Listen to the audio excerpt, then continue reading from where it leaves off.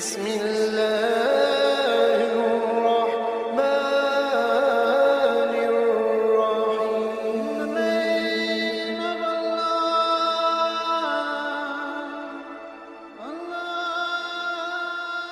بسم اللہ الرحمن الرحیم.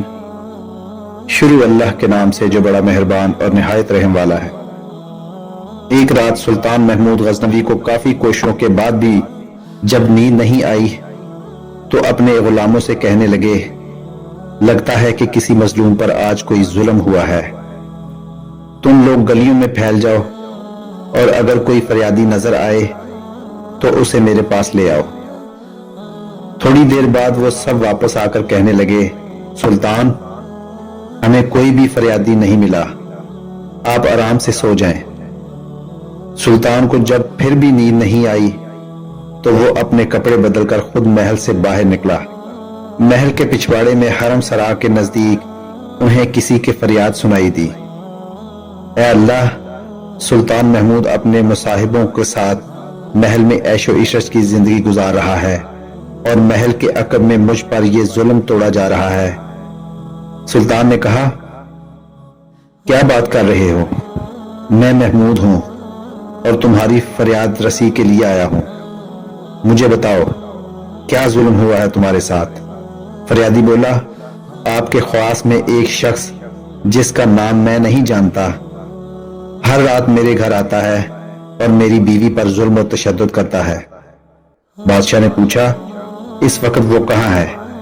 فریادی نے کہا، شاید اب چلا گیا ہو. بادشاہ نے کہا کہ دوبارہ جب وہ آئے تو فوراً آ کر مجھے اطلاع کر دو. پھر سلطان نے محل کے دربان کو وہ شخص دکھایا اور کہا کہ جب بھی یہ دربار آئے اسے سیدھا میرے پاس پہنچا دو. اگر میں نماز کی حالت میں بھی ہوں تو پرواہ مت کرو. اگلی رات وہ شخص سلطان کے پاس آیا اور بتایا کہ وہ شخص اس کے گھر میں ہے. سلطان اسی وقت تلوار ہاتھ میں لیے اس شخص کے ساتھ چل پڑا. جب اس کے گھر کے قریب پہنچا تو اس سے کہا کہ گھر کے سارے چراغ بجھا دو. پھر اندھیرے میں ہی اس کے گھر میں گھس کر اس شخص کا سر تن سے جدا کر دیا. پھر سلطان نے حکم دیا کہ چراغ روشن کر دو. اس شخص کا چہرہ دیکھا اور سجدے میں گر پڑا.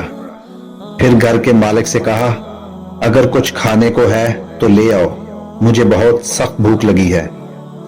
اس شخص نے کہا کہ آپ جیسا سلطان مجھ غریب کے گھر کا کھانا کھائے گا؟ بادشاہ نے کہا کہ جو کچھ بھی ہے لے آؤ. وہ شخص ایک سوکھی روٹی اٹھا لایا جسے سلطان نے بڑی رغبت سے کھایا.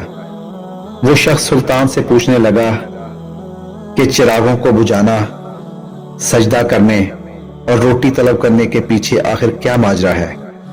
سلطان نے کہا کہ میں نے جب تمہاری داستان سنی تو سوچا کہ میری سلطنت میں ایسا ظلم کرنے کی ہمت صرف میرے کسی بیٹے کو ہی ہو سکتی ہے. اندھیرا کرنے کو اس لیے کہا تھا کہ پدرانہ شفقت میرے انصاف کے راستے میں نہ حائل ہو جائے. چراغ جلنے پر جب میں نے دیکھا کہ وہ میرا بیٹا نہیں ہے تو میں سجدہ شکر بجا لایا. کھانا اس لیے مانگا کہ جب سے مجھے تمہاری مصیبت کا علم ہوا ہے میں نے اللہ کے سامنے قسم کھائی تھی کہ جب تک تمہیں انصاف نہیں مل جاتا میرے اوپر روٹی حرام ہے. اس وقت سے اب تک میں نے نہ کچھ کھایا ہے اور نہ ہی پیا.